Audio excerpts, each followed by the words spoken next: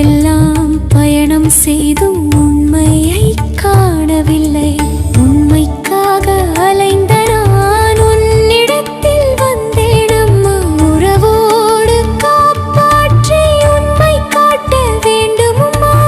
உலகம் உன் அன்புக்காக ஏங்கியே தவிக்குதம்மா. உன்னை காண மூவுலகும் துடியாய் துடிக்குதம்மா. உன் சரணம் வணங்கிட உலகெல்லாம் கொதிக்குதம்மா. உளம் இறங்கி அன்பு காட்ட தாமதம் வேண்டாம் அம்மா. ஓம் அமிர்தேஸ்வரி நமக. ஓம் நம சிவாயா. இன்னையிலிருந்து அருள்மொழிகளுடைய பாகம் 4 நம்ம பார்க்க போகிறோம். 4வது பாகம் பார்க்க போகிறோம்.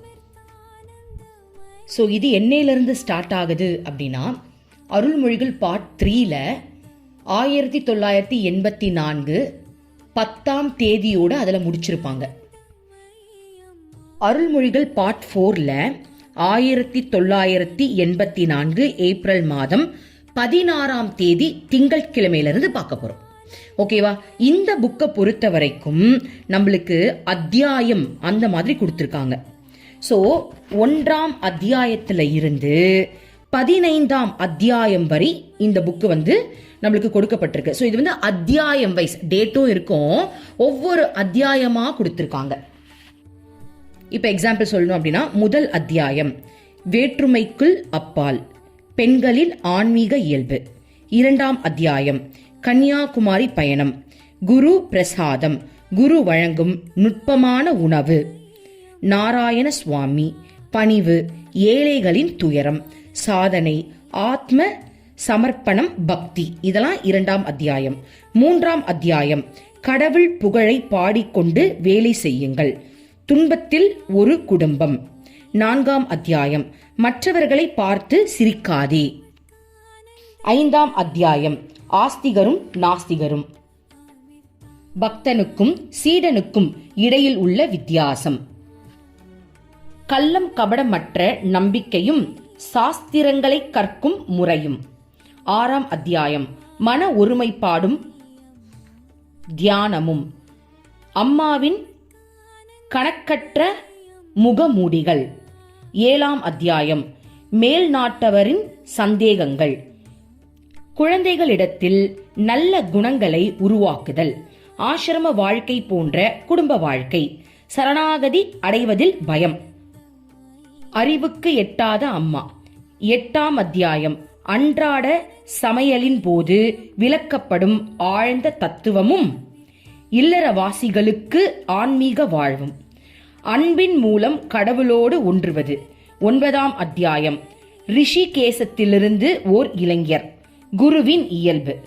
10ஆம் அத்தியாயம் கடவுள் வழிபாடாக வேலைகளை செய்வது, 2 அம்மாக்கள். 11ஆம் அத்தியாயம் ஆன்மீகமும் அன்பும், உலக அன்பும். 12ஆம் அத்தியாயம் ஒரு பக்தரின் காலி அனுபவம், பிறரை எடை போடாதே. 11ஆம் அத்தியாயம் தவிர்க்க முடியாதது மரணம். 14ஆம் அத்தியாயம் சாப்பிடும்போது கடவுளை நினைப்பது. 15ஆம் அத்தியாயம் நீதிமன்ற சாட்சியத்தில் ஓர் அற்புதம், தாந்திரிக சாதனை பற்றி ஒரு கேள்வி, மனமும் மனமில்லாத நிலையும். சோ இது எல்லாமே 15 அத்தியாயம் கொண்டது. இப்ப 15 அத்தியாயத்துல என்னென்ன வருது அப்படின்றத நம்ம பார்த்தாச்சு. சோ ஒவ்வொரு அத்தியாயமா நம்ம பார்ப்போம். இப்போ முன்னுரை படிச்சிடலாம். முன்னுரை. தமிழ் மக்களின் கரங்களில் அம்மாவின் அருள்மொழிகளின் 4வது தொகுப்பை மகிழ்வுடன் சமர்ப்பிக்கின்றோம். ஒரு மகானின் அருள்மொழிகளை அவர் உடல் தாங்கி இருக்கும் காலத்திலேயே வெளியிடுவது அபூர்வமானது. இதன் மூலம் அந்த மகானின் கருத்துக்கள் மாறுதலோ சிதைவோ இன்றி மக்களை சென்றடைகின்றன. இதில் இடை செருக்கல் ஏற்பட வாய்ப்பு இல்லை. அம்மா என்று உலகோரால் அன்புடன் அழைக்கப்படும் ஸ்ரீமாதா அமிர்தானந்தமயி தேவி அவர்களது உன்னதமான ஆன்மீக ஆற்றல் இந்த நூலில் அம்மாவின் உரையாடல்களில் தெளிவாக வெளிப்படுகிறது. அது நம்மை ஆன்மீக வழியில் செல்ல ஆற்றல் மிக்கவர்களாக ஆக்குகிறது. நல்வழியில் துணிவுடன் நடக்க வைக்கிறது. இந்த நூலில் வரும் ஒரு சம்பவம் அம்மாவை முன்பின் அறியாது வட பாரதத்தில் ரிஷிகேசத்தில் தவம் புரிகிற ஒரு இளைஞர். உலக வாழ்வில் ஈடுபடும் எண்ணம் அவரை பற்ற தயாராக வாய்த்திருந்த முதலையை போல நின்றது. அதிலிருந்து விடுபட தன்னால் இயன்ற அளவு அந்த இளைஞர் போராடுகிறார்.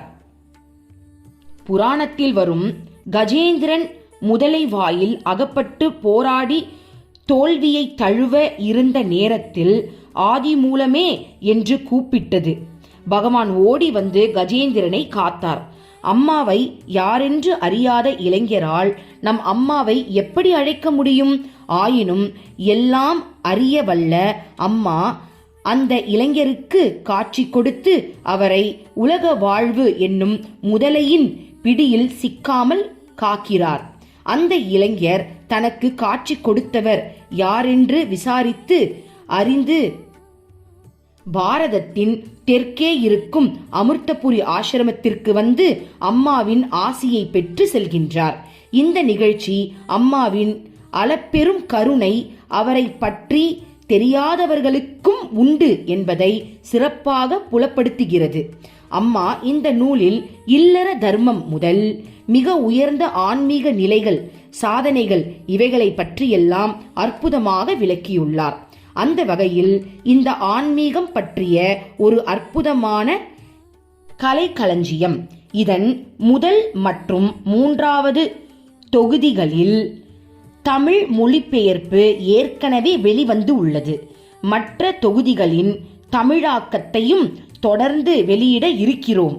இந்த நேரத்தில் இந்த 4வது தொகுதியில் மொழிபெயர்க்கும் ஆக்கப்பூர்வமான தூண்டுதல் தந்த காவல்துறையின் முன்னாள் டிஜிபி திரு ராஜ்மோகன் அவர்களுக்கு எங்கள் நன்றியை தெரிவித்துக் கொள்கின்றோம். இந்த மொழிபெயர்ப்பு சிறப்பாக அமைய எங்களுக்கு மிகவும் உதவிய பேராசிரியர் ஏ சுப்பிரமணியன் அவர்களுக்கும் எங்கள் மனதார நன்றி. தமிழ் மக்கள் அனைவருக்கும் இந்த நூலின் தொகுப்புகள் அனைத்தும் நன்கு பயன் தர வேண்டுமென்று அம்மாவின் திருவடிகளில் பணிந்து பிரார்த்தனை செய்து கொள்கின்றோம். மாதா அமிர்தானந்தமயி மிஷன் ட்ரஸ்ட். ஸோ இது எப்போ டைப் பண்ணியிருக்காங்க அப்படின்னா, அதாவது இது வந்து 1984 நடந்த சம்பவங்களை தமிழில் எப்போ மொழிபெயர்த்திருக்காங்க, ஐ திங்க் அமிர்தபுரி 7/12/97 இதில் போட்டிருக்கு. இப்போ நம்ம முதல் அத்தியாயத்திற்கு போகலாம். முதல் அத்தியாயம், வேற்றுமைகளுக்கு அப்பால். இந்தியாவில் தென்மேற்கு கடற்கரை பகுதிகளில் பகல் முழுவதும் வெயில் இருக்கும். ஆனால் ஆசிரமம் அதன் சுற்றுப்புறமும் இந்த கோடை வெயிலால் அதிகமாக பாதிக்கப்படுவதே இல்லை. ஏராளமான தென்னை மரங்கள் குடைகளாய் நிழலை பரப்புகின்றன. அரபிக்கடலில் இருந்து வரும் குளிர்ந்த காற்று கோடை வெப்பத்தை பெருமளவிற்கு தணிக்கின்றது. அம்மாவின் முதல் குழந்தைகள் ஆசிரமத்திற்கு வந்து அங்கு தங்க ஆரம்பித்து பல வருடங்கள் ஆயிருந்தாலும் முறைப்படி ஆசிரமம் பதிவு செய்யப்பட்டது 1981 தான். இந்த அளவுக்கு ஒரு பெரிய ஆசிரமம் உருவாகும் என்றோ, உலகம் முழுவதிலும் இருந்து சீடர்களும் பக்தர்களும் இந்த அளவுக்கு வருவார்கள் என்றோ கற்பனை கூட செய்து பார்க்காத காலம். அப்போது அங்கு தங்கியிருந்த அந்த சீடர்களின் அனுபவங்கள் அற்புதமானவை.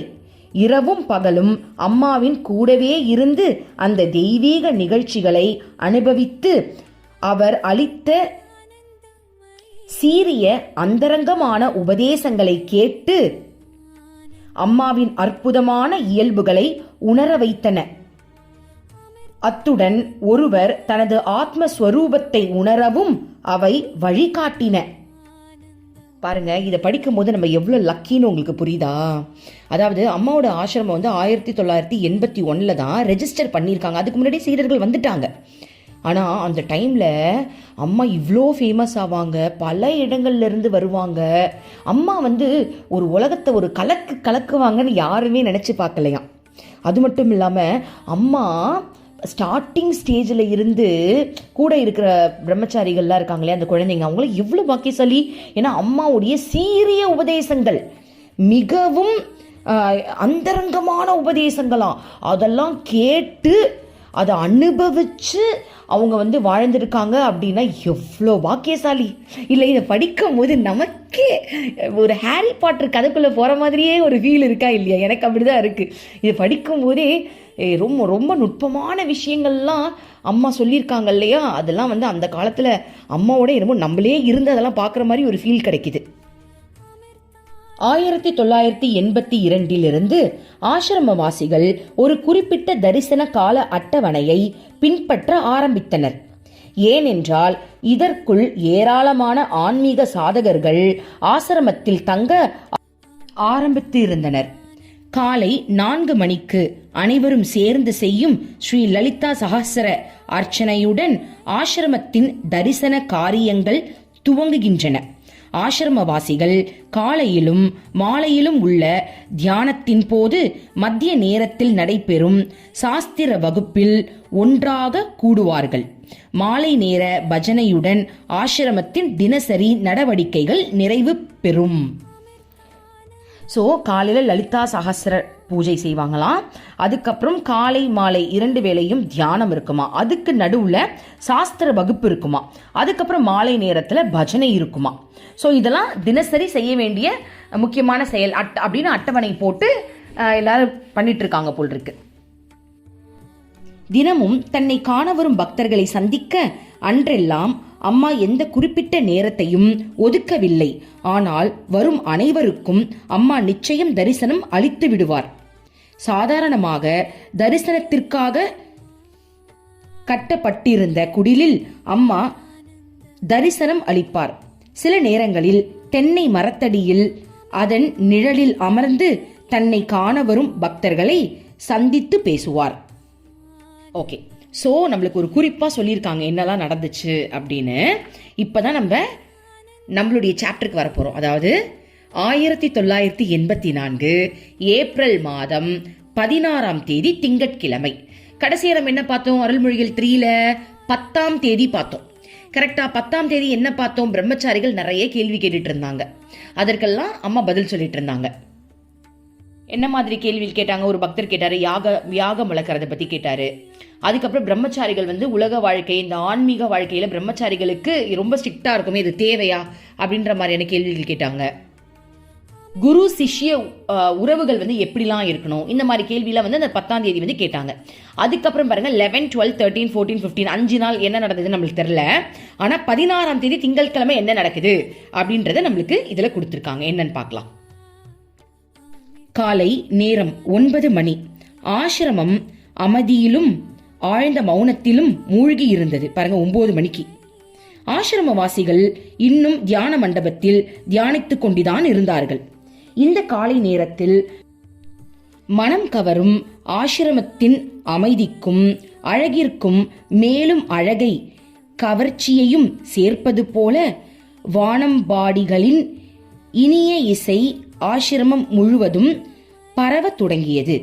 இதுவரை பிரம்மச்சாரிகளோடு அமர்ந்து அவர்கள் தியானிப்பதை கவனித்துக் கொண்டிருந்த அம்மா தியான மண்டபத்தை விட்டு வெளியே வந்தார். தன் கைகளை பின்புறம் கட்டியபடி கோவிலுக்கு முன்னும் பின்னுமாக நடக்க துவங்கினார். அம்மாவின் நடையில் மனதை கவர்ந்து இழுக்கும் கம்பீரம் தவழ்ந்திருந்தது. அம்மா சிறிது நேரம் இவ்வாறு நடந்து கொண்டு இருந்தார். அப்போது ஆசிரமவாசி ஒருவர் அம்மாவின் அருகில் வந்து கவலையோடு அம்மாவின் பின்னால் நின்றார். அவர் நின்ற தோரணத்திலிருந்தே அவர் ஏதோ அம்மாவிடம் சொல்ல விரும்புவது தெரிந்தது. நடந்து கொண்டிருந்த அம்மா அவர் முன்னால் நின்றார். என்ன விஷயம் என்பது போல அவரை பார்த்தார். ஆசிரமவாசி, அம்மா, மக்கள் ஆசிரமத்தை பற்றியும் அம்மாவை பற்றியும் அவதூறாக பேசுகின்றார்கள். என்னென்னவோ அர்த்தமில்லாத வம்பு பேசுகின்றார்கள். அம்மா தரிசனத்தின் போது மற்றவர்களை கட்டி அணைப்பது தவறு என்று சொல்கின்றார்கள். அம்மா தங்கள் கடவுள் பரபிரம்மம் என்ற உண்மையை அவர்களுக்கு புரிய வைப்பது எப்படி? அம்மா பதிலளித்தார், யாரெல்லாம் அதை புரிந்து கொள்ள வேண்டுமோ அவர்கள் நிச்சயம் புரிந்து கொள்வார்கள். எல்லா மனிதர்களையும் தன்னுடைய குழந்தைகள் என்று கண்டு அன்பு காட்டும் ஒரு அம்மாவை பார்த்து அவர்களுக்கு பழக்கமில்லை. அதனால்தான் அவர்கள் அப்படி விமர்சிக்கின்றார்கள். அம்மா அவர்களை குறை சொல்ல மாட்டேன் மகனே, அவர்கள் அப்படிதான் இருப்பார்கள். வேறு விதமாக இருக்க அவர்களால் முடியாது. அதுதான் அவர்களது இயல்பு. பெட்ரோலை உபயோகித்து ஒரு காரையும் ஓட்டலாம், ஒரு வீட்டையும் எரிக்கலாம். வீட்டை கொளுத்துவதற்கு பெட்ரோலை பயன்படுத்துபவர்கள் அழிவை விரும்புபவர்கள். அவர்கள் பெட்ரோலின் ஆக்க சக்தியை உபயோகத்திற்கு எடுத்துக்கொள்ள மாட்டார்கள். பெரும்பாலான மக்கள் பிறரிடம் ஏதாவது ஒரு சுயநலத்தின் காரணமாகவே அன்பு செலுத்துகின்றார்கள். அவர்களால் அம்மாவின் எல்லையற்ற அன்பை பற்றி புரிந்து கொள்ளவே முடியாது. அவர்களுக்கு இந்த அண்ட சராசரம் அனைத்தையும் அணைத்துக் கொள்ளும் அளவிற்கு அன்பை விரிவுபடுத்த முடியும் என்பது தெரியாது. அவர்களுடையது மிக குறுகிய அன்பு. அது மட்டும்தான் அவர்களுக்கு பழக்கம். அம்மாவின் வாழ்க்கை மக்கள் அனைவருக்கும் அமைதியையும் மகிழ்ச்சியையும் அளிப்பதற்காகவே உண்டானது. அதனால் சாதாரண மக்களால் இதை உணர்ந்து கொள்ள முடியாது. ஊசியை இணைப்பதற்கு தைப்பதற்கும் பயன்படுத்தலாம். ஒருவரை குத்தி காயப்படுத்தவும் பயன்படுத்தலாம். மக்கள் அளவுக்கு அதிகமாக சண்டை சச்சரவுகளில் வேற்றுமைகளிலுமே வாழ்கின்றார்கள். அம்மாவின் நோக்கம் மக்களை கடவுளோடு இணைப்பதும் ஒன்றுபடுத்துவதும் ஆகும். ஆனால் நம் ஆசிரமத்தை கேவலமாக பேசுபவர்களின் நோக்கம் மக்களை துன்புறுத்துவதும் வேதனைப்படுத்துவதும் ஆகும். மக்கள் தங்களின் எல்லைக்குட்பட்ட மன இயல்புக்கும் எண்ணங்களுக்கும் ஏற்ப மற்றவர்களை பற்றி முடிவு செய்கின்றார்கள், கருத்துக்களை உருவாக்கிக் கொள்கின்றார்கள். அவர்களது இந்த குறுகிய கண்ணோட்டத்திலிருந்து உருவாக்கும் முடிவுகள் பெரும்பாலும் தவறானதாகும். உண்மையை அவர்கள் காண்பது இல்லை. ஒரு ஆயுர்வேத மருத்துவனுக்கு மிகுந்த மருத்துவ மதிப்பு வாய்ந்ததாக இருக்கும் ஒரு தாவரம் பசுவிற்கு புல் அறுப்பவனுக்கு மிகவும் சாதாரண புல்லாக தோன்றும். அதுபோல மக்கள் தங்கள் சம்ஸ்காரங்களுக்கு ஏற்ப மாறுபடுகின்றார்கள். தங்களுடைய முற்பிறவி வாசனைகள் என்கிற கண்ணாடி மூலமாக அவர்கள் அனைத்தையும் காண்கின்றார்கள். தங்களுடைய அபிப்பிராயத்தை உருவாக்கிக் கொள்கின்றார்கள். ஒவ்வொரு மனிதனிடமும் உள்ள கண்ணாடியின் நிறம் மாறுபடலாம். அதுபோல இந்த வாசனைகளில் தன்மைகளுக்கு ஏற்ப அவர்களது அபிப்பிராயங்கள் மாறுபடுகின்றன. எல்லா மக்களிடமும் இந்த வாசனைகள் மிகவும் வலிமை படைத்தவையாக உள்ளன. அதாவது தங்களது அபிப்பிராயங்கள் கருத்துக்கள் மட்டுமே சரியானவை என்று நினைக்கும் அளவிற்கு வாசனைகளின் வலிமை இவர்களிடம் இருக்கிறது. அறியாமையின் பிடியில் சிக்கி ஆன்மீக அடித்தளம் சிறிதும் இல்லாத ஆன்மீக இயல்புகள் இல்லாத இந்த மக்களுக்கு அம்மா செய்யும் செயல்கள் சரியான முறையில் காணவோ அல்லது புரிந்து கொள்ளவோ முடியாது. அம்மாவின் செயல்களில் மென்மையை பற்றி எதுவும் அறிந்து கொள்ள முடியாத அளவு முழுமையான அறியாமையில் அவர்கள் வாழ்கின்றார்கள். நாம் பகவானிடத்தில் அவர்களுக்காக பிரார்த்தனை செய்வோம். அவர்களை மன்னிக்க வேண்டும் என்று பிரார்த்திப்போம். யாருக்கும் அம்மாவின் செயல்களில் மேன்மைகள் தெரிய வேண்டுமோ அவர்கள் தெரிந்து கொள்வார்கள். அவர்கள் எல்லா தடைகளையும் தாண்டி இங்கே வருவார்கள். ஓகே, ஸோ இதோட நம்ம ஸ்டாப் பண்ணிக்கலாம். நாளைக்கு திரும்ப ஆசிரமவாசி நிறைய கேள்விகள் அம்மா கிட்ட கேட்குறாங்க, அது நாளைக்கு பார்க்கலாம். ஸோ இதில் என்ன சொல்கிறாங்க அப்படின்னு உங்களுக்கு புரிஞ்சிருக்கும். அம்மாவை பற்றி வெளியே தப்பாக பேசுகிறாங்களாம். அதுக்கு அம்மா எவ்வளோ பக்குவமாக அழகாக பதில் சொல்கிறாங்க பாருங்களேன். அவங்க அப்படி தான் பேசுவாங்க. ஏன்னா அவங்களாம் பூர்வ ஜென்ம வாசனையால் இதுதான் அவங்க சொல்கிறது தான் சரி அப்படின்னு அவங்க இது வரைக்கும் என்ன வாழ்ந்திருக்காங்களோ அதை வச்சு ஒரு விஷயத்த பார்க்குறாங்க. கரெக்டு தானே? அம்மாவை எப்படி பார்க்குறாங்க? அங்கே பாரு அந்த பொம்பளைய வரவும் போகிறவங்களாம் கட்டி பிடிக்குது, அப்படிதான் பேசுவாங்க. அம்மாவை பற்றி தப்பாக பேசுறது, ஆசிரமத்தில் இருக்கிறவங்கள பற்றி தப்பாக பேசுறது, அதுக்காக அம்மா வருத்தப்படலை. அம்மா என்ன சொல்கிறாங்க அப்படின்னா, அவங்க அப்படி பேசாமல் இருக்கிறது தான் பெரிய ஆச்சரியம், பேசுறது பெரிய ஆச்சரியமே இல்லை. ஸோ அந்த மாதிரி இருக்கக்கூடியவங்களுக்கு நம்ம இறைவன்கிட்ட பிரார்த்தனை செய்யணுமா, இறைவா இவங்களை மன்னிச்சிருங்க, இவங்களுக்கும் ஒரு ஆன்மீக ஞானத்தை கொடுங்க அப்படின்னு நம்ம பிரார்த்தனை பண்ணிக்கலாம். அப்போ அந்த பிரார்த்தனைக்கு இணங்க அவங்கள மன்னிச்சு அவங்களுக்கும் ஆன்மீக நாட்டம் கொண்ட சில சூழ்நிலைகளை இறைவன் உருவாக்கி அவங்களையும் நல்வழிப்படுத்துறதுக்கு வாய்ப்பு இருக்கு. ஸோ வேதனைப்படாம நம்ம என்ன பண்ணணும், அம்மா கிட்டே பிரார்த்தனை பண்ணணும். அம்மா உங்களை பத்தியே தப்பா பேசுறாங்க, உங்களை பத்தி கொஞ்சம் அவங்களுக்கு ஒரு நல்ல விஷயங்களை சொல்லுங்களாமா அப்படின்னு கேட்டுக்கலாம். இப்போ எக்ஸாம்பிள், சுத்தி இருக்கிறவங்க தப்பா பேசும்போது, அதாவது ஊர் மக்கள் அம்மாவை பத்தி தப்பா பேசும்போது நம்மளால தாங்கிக்க முடியல, அப்போ நம்ம வருத்தப்படுறோம். இதுவே நம்ம வீட்டில் இருக்கிறவங்க பேசினா என்ன பண்ணுவோம், யோசிச்சு பாருங்க, என்ன பண்ணுவோம், நமக்கு ரொம்ப வலிக்கும். ஆனா என்ன பண்ணுவோம், அம்மா கிட்ட பிரார்த்தனை பண்ணுவோம் இல்லையா, அம்மா இவங்களை எப்படியாவது மாத்துங்கம்மா, கண்டிப்பா பிரார்த்தனை தான் பண்ணுவோம். ஏன்னா நான்லாம் என் ஹஸ்பண்ட் எங்க அம்மாவை நம்பாததுக்கு முன்னாடி ஒவ்வொரு டைம் போகும்போதெல்லாம் என் ஹஸ்பண்டை பற்றி தான் கேட்பேன். அம்மாம்மா அவர் எப்படியாவது உன்னை பற்றி தெரிஞ்சுக்கணுமா, நீ யாருன்னு அவருக்கு காட்டுமா, அம்மா ப்ளீஸ்மான்னு எவ்வளவோ கெஞ்சிருக்கேன். ஸோ அப்போ என்னையே அறியாமல் அம்மா கிட்ட அவருக்காக வேண்டணும்னு மட்டும்தான் எனக்கு வந்துச்சு. ஸோ அதனால தான் அம்மா எப்பவுமே சொல்கிறாங்க, மற்றவங்களை எல்லாரையும் நம்ம சொந்த அண்ணன் தம்பி தங்கச்சியாக பார்க்கணும், பற்று இருக்கக்கூடாது, ஒரு அன்பாக பார்க்கணும், அவ்வளோதான். அப்போ அவங்க செய்கிறது எதுவுமே நம்மளுக்கு தவறாக தோணாது. அவங்கள எப்படியாவது மாற்றி அம்மா கிட்ட கொண்டு வந்துடணும்னு நம்மளுக்கு ஒரு பிரார்த்தனை செய்ய வரும் இல்லையா, அதுதான் அம்மா பண்ண சொல்கிறாங்க. ஆசிரமவாசி இந்த மக்களை இத்தகைய அறியாமையில் வாழும்படி செய்வது எது? அவர்கள் ஏன் இப்படி குருடர்களாக இருக்கிறார்கள்? அவர்களது பார்வையை மறைப்பது எது? அம்மா, மகனே, வெளியில் இருந்து எதுவும் அவர்கள் பார்வையை மறைப்பது இல்லை. அவர்களுடைய சொந்த மனம்தான் அவர்களுடைய பார்வையை மறைக்கிறது. எண்ணங்கள் நிறைந்த மனமே அறியாமை என்பது. மனம் எண்ணங்கள் இல்லாமல் இருந்தால் அதுவே ஆத்மா. மக்கள் தங்களை உடலோடு மிக அதிகமாக ஐக்கியப்படுத்தி கொண்டு தான் இந்த உடலே என்று எண்ணிக்கொண்டு இருக்கிறார்கள். தாங்கள் உடம்போடு எந்த தொடர்பும் இல்லாத ஆத்மா என்பதை மறுத்து விடுகிறார்கள். அவர்கள் அலையை மட்டுமே காண்கின்றார்கள். கடலை அவர்களால் பார்க்க முடியவில்லை. மேகங்கள் மட்டுமே அவர்கள் கண்ணுக்கு தெரிகின்றன. அவைகளுக்கு பின்னால் இருக்கும் எல்லையற்ற வானத்தை அவர்கள் காணாமல் விட்டுவிடுகிறார்கள். அவர்கள் மலர்களை மட்டும் கண்டு அதன் அழகில் மயங்குகின்றார்கள்.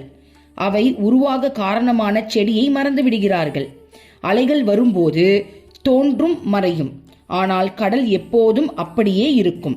மேகம் வானம், மலர்கள் செடி, இவற்றின் நிலையும் அதுதான். மக்கள் உண்மையை, ஆதாரத்தை, அடிப்படையை விட்டு விடுகிறார்கள். இதுதான் பெரிய நஷ்டம், மகத்தான இழப்பு. உன்னை நீ உடலாக கருதும் வரைதான் இருமை இருக்கிறது. இந்த தவறான கருத்து நீங்கிவிட்டால் இருமை மறைந்துவிடும். அப்போது உன்னதமான ஒருமை நிலை மட்டுமே எஞ்சும்.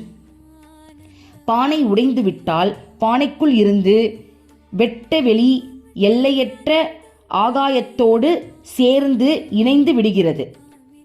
அப்போது நம் பார்வையை கட்டுப்படுத்தும் தலைகளிலிருந்து விடுபட்டு விடுகின்றோம். அப்படி விடுபட்டதும் இது ஆண், இது பெண், இவன் ஆரோக்கியமானவன், இவன் நோயாளி, இவன் அழகானவன், அவன் அழகற்றவன், இது தூய்மையானது, இது அசுத்தமானது என்ற வேற்றுமை உணர்வுகள் எல்லாம் மறைந்துவிடும். எல்லாம் ஒன்றாக ஒரே ஆத்மாவாக தோன்றும். நீ இப்பொழுது மின்சாரத்தினால் இயங்கும் பல பொருட்களை விளக்கு என்று, விசிறி என்றும், குளிர்சாதன பெட்டி என்றும் பார்க்கும் பல காட்சிகள் மறைந்துவிடும். இவை அனைத்தையும் அடிப்படையான இவை அனைத்தையும் இயக்குகின்ற ஒரே சக்தியான மின்சாரம் மட்டுமே உன் காட்சியில் அப்போது தெரியும். இந்த நிலை வந்துவிட்டால் ஒருவனால் நான் இதை மட்டும்தான் செய்வேன், அதை செய்ய மாட்டேன், பெண்களை மட்டும்தான் ஏற்றுக்கொள்வேன், ஆண்களை நிராகரிப்பேன் என்றெல்லாம் எப்படி சொல்ல முடியும்? உடல் உணர்வு முழுமையாக மறைந்துவிட்ட மனநிலையில் எல்லா வித்தியாசங்களும் மறைந்து போகும். ஸோ இது உங்களுக்கு நல்லா புரிஞ்சிருக்கும்னு நினைக்கிறேன். படிக்கும் போதே புரிஞ்சிருச்சு. அம்மா வந்து நம்ம எல்லாருமே ஆத்மாவின் ஸ்வரூபம். ஆனால் இந்த உலகத்தில் இருக்க மனுஷங்க ஏன் ஸ்டில் இந்த மாதிரி உலக வாழ்க்கையில் இருக்காங்க அப்படின்னா அவங்க ஆத்மான்றது ஒத்துக்கிறதே இல்லையா. புரியுதுங்களா? அவங்க வந்து மேலோட்டமாக அவங்க வாழ்க்கையில் அவங்க கண்ணால் எதெல்லாம் பார்க்குறாங்களோ அதுதான் உண்மைன்னு அதுலேயே உழன்று போய் வாழ்கிறாங்க. நம்ம சொன்னாலும் ஏற்றுக்க மாட்டேங்கிறாங்க. நீ ஒரு ஆத்மாப்பா, இதுக்கெல்லாம் பூமிக்கு வரலன்னு சொன்னால் ஏற்றுக்கிறாங்களா? ஏற்றுக்க மாட்டேங்கிறாங்க. இப்போது ஒருத்தவங்க வந்து வேலையில் இருக்காங்க, வேலை ஒரே இரிட்டேட்டிங்காக இருக்குது, டார்ச்சராக இருக்குன்னு சொல்கிறாங்க. ஓகேவா? என்னடா இது வாழ்க்கைன்ற வார்த்தை அவங்க வாயிலேயே வருது. என்னடா இது ஒரு வாழ்க்கை அப்படின்னு அவங்க வாயில வருது. அப்போ இது வாழ்க்கை இல்லைன்னு தெரியுதுல்ல. அப்போ உண்மையான வாழ்க்கை என்னன்றதை தேடுறாங்களா? இல்லையா. என்ன பண்றாங்க? வேலையை விட்டு நின்றுட்டு வீட்டில் இருக்காங்க. வீட்டில் என்ன பண்றாங்க? ஜாலியாக டிவி பார்க்குறாங்க, ஃபோனை பார்க்குறாங்க, அவங்களெல்லாம் நோண்டுறாங்க. ஒரு ஸ்டேஜில் அதுவும் போர் அடிக்குது. அப்பயும் சொல்றாங்க ஒரு போர் அடிக்குது, ஒரு பிஸ்னஸ் பண்ணலாம்னு தோணுது. பிஸ்னஸ் பண்றாங்க. பிஸ்னஸ் பண்ணிட்டு அது தெரிஞ்சு பண்ணாதானே. போர் அடிக்குதுன்னு பிஸ்னஸ் பண்ண என்ன ஆகும்? ஏதாவது ஒரு பிஸ்னஸ் பண்ணிட்டு அதுல லாஸ். கேட்டா சொந்த காலில் நிற்கணும், எவங்கிட்டையும் நான் வேலை செய்ய முடியாது, இதுதான் வாழ்க்கைன்றாங்க. அப்போ அதுலயும் ஒரு சந்தோஷம் கிடைக்குதான்னு பார்த்தா லாஸ் ஆகுது. அப்போ ஒரு ஸ்டேஜில் திரும்பவும் கேள்விதான் வருது, என்னடா வாழ்க்கை இதுன்னு கேள்வி வருது. அப்போ சொந்தக்காரவங்க எனக்கு சரியில்லை, அப்பெல்லாம் நான் அவனுக்கு செஞ்சேன், இப்போ எனக்கு எவனுமே செய்யறது கிடையாது, எவனும் என்னை மதிக்கிறது கிடையாதுன்னு திரும்ப திரும்ப இதுலயே உழன்றுக்கிட்டு குறை சொல்லிக்கிட்டு இப்படிதான் இருக்காங்களே தவிர்த்து கேள்வி வருதில்லை, உனக்கு என்னடா வாழ்க்கைன்னு கேள்வி வருதில்லை. வரும்போது அதனுடைய உண்மை என்னன்றதை புரிஞ்சுக்க யாராவது விரும்புறாங்களா? நம்மளே போய் நீ சொல்றது உண்மைதான்ப்பா, இதெல்லாம் வாழ்க்கை கிடையாது, கடவுளை அடையிறது தான் வாழ்க்கைன்னு சொன்னா கூட என்ன முட்டாள்னு சொல்லிட்டு போயிடுறாங்க. கரெக்டு தானே? அதை அறிஞ்சிக்கிறதுக்கு யாரும் தயாரா இல்லை. சொன்னாலும் அதை ஏத்துக்கிற நிலைமையில சிலர் இல்லை. ஸோ அம்மா சொல்றாங்க ஆசிரமத்துக்கு யாரு வரணும்னு இருக்கோ அவங்க கண்டிப்பா வந்துருவாங்க, எவ்வளவு தடைகள் வந்தாலும் அவங்க வந்துருவாங்கன்னு சொல்றாங்க. ஏன்னா பூர்வ ஜென்மத்துடைய வாசனை, நம்ம கடவுளோட வாழ்ந்திருப்போம், இந்த மாதிரி சாதனைகள் செஞ்சிருப்போம். அப்ப இந்த ஜென்மத்தில் அதை பார்த்த உடனே நம்மளால அதை வந்து ஈஸியா பிடிக்க முடியுது, மனம் வந்து முழுசா ஏத்துக்க முடியுது. ஆனா சில பேருக்கு அதை ஏத்துக்கவே முடியல. அதனாலதான் கடவுள் என்ன பண்றாரு தெரியுமா? பேர் பிரிச்சு விடுறாரு பாருங்க. ஆன்மீகத்தில் இருக்கிறவங்க ஒய்ஃபா இருந்தாங்கன்னா ஆன்மீகமே என்னன்னே தெரியாதவங்கள தான் ஹஸ்பண்டா வருவாங்க. ஆமாவா இல்லையா? ஹஸ்பண்ட் வந்து ஆன்மீகத்தில் வேரூன்றி இருக்கிறாரு அப்படின்னா ஒய்ஃபு அப்படியே ஆப்போசிட். இதுதான் இந்த உலகத்தில் நடக்குது. ஏன் கடவுள் பிரிச்சு விடுறாரு? டே ராஜா, என் தங்கமே, நான் எவ்வளவு தடா பாடுபடுறது, அங்க ஒரு ஆத்மா இருக்குடா, ஒண்ணுமே தெரியலடா, நீ போடா, நீ தான் உலக வாழ்க்கைக்கு தானே போற, குடும்ப வாழ்க்கைக்கு தானே போற, அதை கல்யாணம் பண்ணு. அப்போ கடவுள் தான் இந்த மாதிரி கேங்கோட நம்மளை சேர்த்து விடுறாரு பாருங்க. சேர்த்து விட்டு நம்மளுக்கு அப்போ அவங்க மேல கோவம் தான் வர மாட்டேங்குது, பரிதாபம் தான் வருது. ஐயோ ஒண்ணுமே தெரிஞ்சுக்கலையேன்னு பிரார்த்தனை பண்ணணும்னு தான் தோணுதே தவிர்த்து, ஏன்னா ஏன் கூட வாழ்றதாச்சே. அப்ப அது எந்து அப்படின்ற ஒரு ஃபீல் வருது இல்லையா?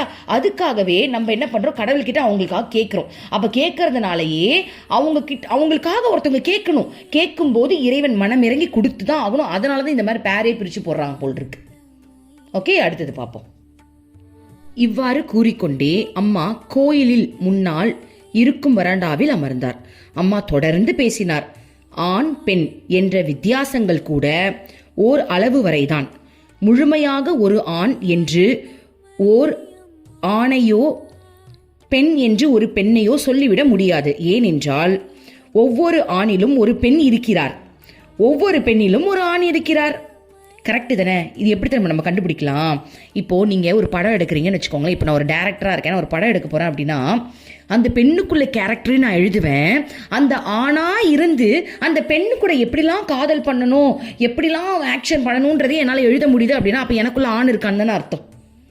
இப்போ நான் வந்து கிருஷ்ணா ஸ்டோரி போடுறேன் அப்படின்னா கிருஷ்ணா அப்படியே கிருஷ்ணா தான் ஆக்சுவலி பேசுறாரு உள்ள இருந்து, இருந்தாலும் அந்த ஆண் பாவம் இருக்கிறதுனால தானே அந்த ஆண் தரக்கூடிய அந்த ஃபீலிங்ஸ் எல்லாம் பண்ணி நம்மளால எழுத முடியுது. ஸோ அப்போ இருக்கு, அம்மா சொல்றது உண்மை தானே? அப்போ இருக்குன்னு தான் கண்டிப்பா இருக்கு. மனிதன் பாதி ஆண் பாதி பெண். சில ஆண்களிடம் ஆண்மையை விட பெண்மை அதிகமாக உள்ளது, சில பெண்களிடம் பெண்மையை விட ஆண்மை அதிகமாக உள்ளது. அம்மாவே கடவுளே சொல்லுது. சரி, நீங்க இப்போ ஒரு சின்ன ஒரு கேம் வச்சுக்கலாம். அம்மாவே சிரிக்கிறா. சரி, இப்போ நீங்க உங்களுக்குள்ள எது அதிகமா இருக்குன்னு சொல்லுங்க பாப்போம். இப்போ எனக்குள்ள ஆண் தன்மை அதிகமா இருக்கா, பெண் தன்மை அதிகமா இருக்கா அப்படின்னு பார்த்தா நான் சின்ன வயசுலன்னு சொல்லுவேன், நான் ஒரு ஆம்பளை மாதிரி எனக்கு ஒரு ஃபீல் வரும். பேசுறது, அதெல்லாம். ஆனால் பெண்மையும் இருக்கு, அதெல்லாம் இல்லாமல் இல்லை. ஆனால் அதெல்லாம் கொஞ்சம் ஓவரா ஆண்மை வந்து ஓவரா ஆதிக்கம் பண்ணுதோ அப்படின்னு எனக்கு தோணும். அந்த வகையில் உங்களுக்கு என்ன தோணிருக்கு? உங்களுக்கு எது அதிகமாக இருக்கு? ஸோ அம்மா சொல்றாங்க பாருங்க, ஆண்களிடம் ஆண்மையை விட பெண்மை அதிகமாக உள்ளது. சில பெண்களுக்கு பெண்மையை விட ஆண்மை அதிகமாக உள்ளது. ஓகே, ஒருவரது செயல்களும் சிந்தனைகளுமே அவரிடம் ஆண்மை அதிகமாக உள்ளதா அல்லது பெண்மை அதிகமாக உள்ளதா என்பதை காட்டும். உண்மையாக மனிதன் யார்? சுய கட்டுப்பாடு மன வலிமையும் யாரிடம் உள்ளதோ அவன்தான் உண்மையான மனிதன். ஆனால் எந்த விதமான பலவீனமும் இல்லாதவர்கள் யார்? மிகவும் வலிமையான உறுதியான மனம் படைத்தவர்களாக நினைக்கப்படும் சர்வாதிகாரிகள் கூட பலவீனமானவர்களாகவே இருக்கிறார்கள். அந்த பலவீனம் காரணமாக தான் அவர்கள் மற்றவர்கள் மீது அதிகாரம் செலுத்துகின்றார்கள். தன்னுடைய சொந்த பாதுகாப்பை முன்னிட்டே மக்களை சர்வாதிகாரி சித்திரவதை செய்கின்றார், கொலை செய்கின்றார். பயமே மிகப்பெரிய பலவீனம். அதாவது அம்மா என்ன சொல்றாங்கன்னா, உண்மையான மனுஷன் யார் தெரியுமா? சுய கட்டுப்பாடு மன வலிமை யார்கிட்ட இருக்கோ, சுய கட்டுப்பாடுனா கோவம் வந்து உடனே கோவப்படுறது இல்லை, புரியுதுங்களா? சரியான இடத்துல அந்த கோவ உணர்வை வெளிப்படுத்துறது. சந்தோஷம் உடனே எல்லா இடத்துலயும் சந்தோஷப்படுறது இல்லை, சரியான இடத்துல அந்த சந்தோஷத்தை வெளிக்காட்டுறது. ஒரு ஆசை வரும், ஆனா எனக்கு கட்டுப்பாடு இருக்கு, எல்லாத்துலயும் ஆசைப்படணும் எனக்கு அவசியம் கிடையாது. அந்த மாதிரி சுய கட்டுப்பாடும் மன வலிமையும் தைரியம். உண்மையை பேசுறதுலே தைரியம் வேணும் முதல்ல. இப்ப கர்ணன் எடுத்துக்கோங்க, துரியோதனன் கிட்ட போய் நேரா சொல்லியிருக்க வேண்டியதானே, நான் தர்மத்துக்கு தான் போராடுவேன் துரியோதனா, நீ எனக்கு நண்பனா இருந்து என் மானத்தை காப்பாத்தின அப்படின்றதுக்காக நான் உனக்கு ஒத்துழைக்க முடியாது, தர்மத்திற்காக நான் போராடணும், அதுதான் உண்மையான ஒரு மன்னருக்கான ஒரு இது அப்படின்னு சொல்லியிருக்க வேண்டியதானே. உண்மையை மனசுக்குள்ள இருக்கிற உண்மையை சொல்லியிருக்க வேண்டியதானே. அவர் கஷ்டப்பட்டு தானே துரியோதனன் கூட இருப்பாரு. அப்போ மன வலிமை அப்படின்றது ஒரு உண்மையை உறக்க சொல்றதும் ஒரு விதமான மன வலிமை தான் இல்லையா? ஸோ இன்னும் நிறைய இருக்கு. அப்போ அப்படிப்பட்டவங்க தான் உண்மையான மனிதர்களாம். இப்போ சில பேர் இருப்பாங்க சர்வாதிகாரி. யாரை சொல்றாங்க? இப்போ சில தலைவர்கள் இருப்பாங்க, தன்னுடைய மக்களை வந்து ரொம்ப சித்திரவதை பண்ணுவாங்க. காரணம் என்ன தெரியுமா? உள்ள ஊடுருவி பார்த்தோம் அப்படின்னா அவருக்கு பயம் இருக்கான், எங்கடா நம்மளை யாராவது எதிர்த்து பேசிடுவாங்களோ. ஏன்னா எதிர்த்து பேசிட்டாங்கன்னா அவருக்கு தன்மானம் தாங்க முடியாது, கோவம் வந்துடும். ஏன்னா அவரால் அந்த கட்டுப்படுத்த முடியலையே, அதனால தான் அதிகாரம் பண்றாங்க. நான் சொல்றதை நீ கேட்கணும், கேட்கலன்னா மானமே போயிடும் அவருக்கு. யாராவது ஒருத்தர் அவர் எல்லாருக்கு நேரம் எதிர்த்து பேசிட்டாங்கன்னா அவருக்கு அவ்வளவுதான் முடிஞ்சுது. அவ்வளோ பலவீனம் அவருக்கு. யாராவது இப்போ உண்மையாவே ஒரு மகான்கள், நீங்க மகான்களை காரி துப்புனா கூட அவங்க கண்டுக்க மாட்டாங்க. ஏன்னா அவங்களுக்கு அது பலவீனமே கிடையாது, அவங்க உண்மையின் ஸ்வரூபம். ஆனா ஒரு தலைவன் தான் கூட இருக்கிறவங்களை சித்திரவதை செய்யறான் அப்படின்னா அவனுக்கு மரியாதை போயிடுமோன்ற பயம், நம்மளை யாரா தப்பா இழிவா நினைச்சிருவாங்களோன்னு ஒரு பயம், நம்ம கெத்து போயிடுமோன்னு ஒரு பயம், நம்ம பதவி போயிடுமோன்னு ஒரு பயம். அப்போ அடக்கியே வச்சிருக்கிறது. ஸோ தனக்கு உள்ள ஒரு பயம் இருக்கிறத, அந்த பயத்தின் வெளிப்பாடு தான் என்னமா மற்றவங்களை வந்து அதிகாரம் செய்யறதுன்னே அம்மா சொல்றாங்க. இப்ப அம்மா சொல்றாங்க, ஆண் பெண் ஆகிய இருவரின் உடல்களையும் உருவாக்குகிறது எலும்பு, தசை முதலான மூலகங்கள் ஒன்றுதான். கடவுள் பெண்ணை படைப்பதற்கு கொஞ்சம் தசையை அதிகமாக எடுத்துக்கொண்டார், அவ்வளவுதான். ஏன் மம்மி இப்படி சொல்லிட்ட? உண்மையாவே எங்க பெண்களை படைக்கிறது கொஞ்சம் தசை அதிகமா எடுத்துக்கிட்டியா? இதெல்லாம் ஓவரா தெரியல, எப்படி சொல்லுது வேற அம்மா. இருமைகள் அற்ற பிரம்ம நிலையில் உறுதியாக நிற்கும் ஒருவர் ஆண்களையும் பெண்களையும் சமமாக கருதுவதில் அவமானப்பட என்ன இருக்கிறது?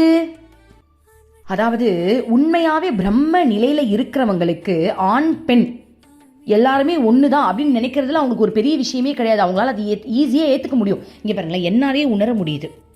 என்னாலேயே நான் ஒரு ஆண், நான் வந்து ஒரு பெண் மட்டும் இல்லை, நான் ஒரு ஆணும் ரெண்டும் கலந்துதான் அப்படின்ற அந்த ஃபீல் எனக்கு வருது. ஏன்னா எனக்குள்ள கிருஷ்ணா இருக்காரு.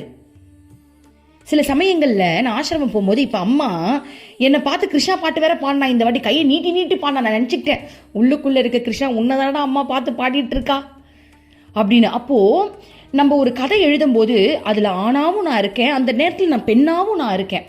அதை வந்து உணரணுன்றது தானே இறைவனுடைய ஒரு படைப்பாக இருக்குது. இப்போ நான் ஒரு ஆண் வேஷம் போட்டு ஒரு நாள் ஃபுல்லாக நடி அப்படின்னா என்னால் முடியும், அந்த ஆண் பாவத்திலே என்னால் இருக்க முடியுது, ஏன்னா தான் ஸ்டோரி போடுறோம்ல, அதனால் எனக்கு வருது. ஒரு பெண்ணாகவும் நீ இருக்கணும் அப்படின்னா, நான் சுதாமணி அந்த கேரக்டரில் நான் இருக்கிறேன் அப்படின்னா ஒரு பெண்ணாவே என்னால் இருக்க முடியுதில்ல, ஓகேவா? அப்போது அந்த பிரம்ம நிலையில் இருக்கிறவங்களுக்கு ரெண்டுமே ஒன்றுன்றாங்க. வேணும்னா எந்த கேரக்டர் வேணாலும் நீ எடுத்துக்கோ, இப்போ ஒன்றும் பெருசு கிடையாது. ஆனால் நடிக்கிறதுனால நான் ரெடி, பெண்ணாக நடிக்கிறதுனால நான் ரெடி. நமக்குள்ளே ஆக்சுவலி அது இருக்குது தானே, ஆனால் அது வெளிக்காட்டுறதுல தான் அசிங்கப்படுறோம், தயக்கப்படுறோம். கரெக்டு தானே? நமக்குள்ளே ரெண்டுமே இருக்குது, ஆனால் நம்ம அது வெளிக்காட்டுறதுல தான் நம்ம தயங்குறோம். இப்போது ஒரு எக்ஸாம்பிள் சொல்லணும்னா, எனக்கு தெரிஞ்ச ஒரு அண்ணா, அந்த அண்ணன் நல்லா பூ கட்டுவார். அவருக்குள்ள அது ஒரு பெண்மைக்கான ஒரு விதமான அது கட்டுறாரு, சூப்பராக கட்டினார், எனக்கு ரொம்ப பிடிச்சிருந்தது. நிறைய பெண்மை குணங்கள் இருக்குது நல்ல, ஏன்னா அமைதி இருக்குது, பண்பு இருக்குது, அடக்கம் இருக்குது, அவருக்குள்ள அதெல்லாம் இருந்துச்சு. அது ஒரு பெண்ணுக்கானது தானே, கரெக்டு தானே? ஸோ அப்போது ஆனால் சில சமயங்களில் வந்து அதை வெளிக்காட்டுறதுக்கு வந்து வெக்கப்படுறாங்க, மற்றவங்க நம்மளை வந்து குறைச்சி எடை போட்டுருவாங்க அப்படின்ட்டு. ஆனால் பிரம்ம நிலையில் இருக்கிறவங்க யாருமே அப்படி நினைக்க மாட்டாங்களாம், அவங்களுக்கு எல்லாருமே ஒன்று தானா. அதனால தான் அம்மா என்னை அப்பப்போ கிருஷ்ணாவாக பார்க்குறா போல் இருக்கு. அம்மா இதில் ஒரு டைலாக் சொல்லியிருக்காங்க பாருங்க, பெண்களுக்கு கொஞ்சம் சதை அதிகமாக வச்சு கடவுள் படைச்சிட்டாரு. நான் இன்னைக்கு தான் வந்து கிருஷ்ணா கிட்ட பாருங்களேன், நம்ம பேசுறது எல்லாமே அருள்மொழிகளில் வருது பாருங்க.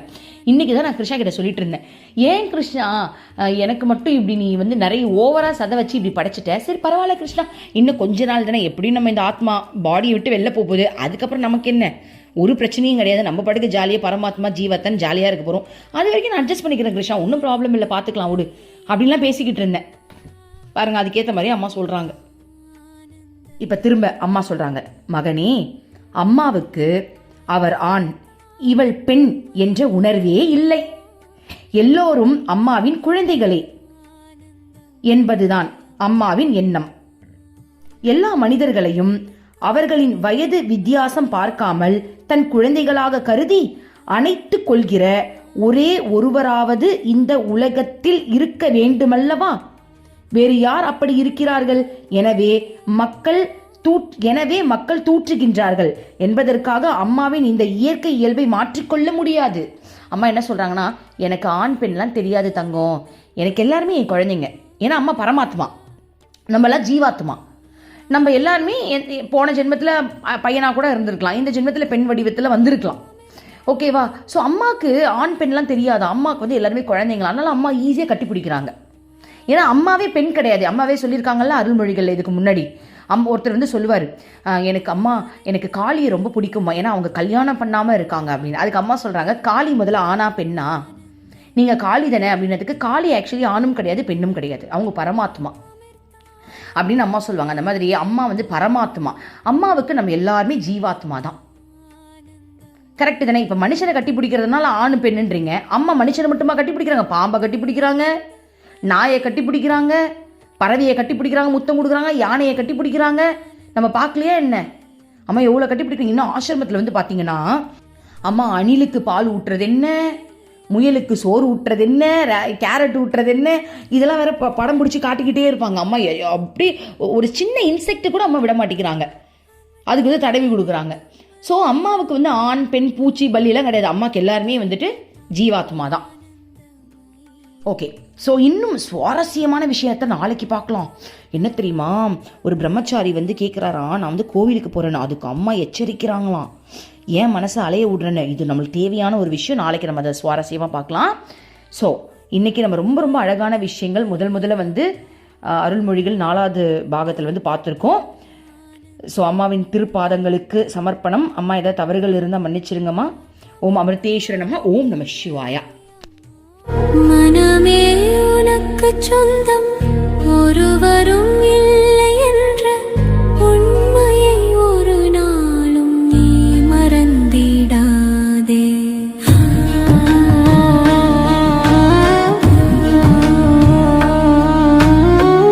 அர்த்தமற்ற கர்மங்களை செய்து கொண்டே சம்சாரத்தில் பயனின்றி நீயும் வீணாய் அலைகின்றாயே.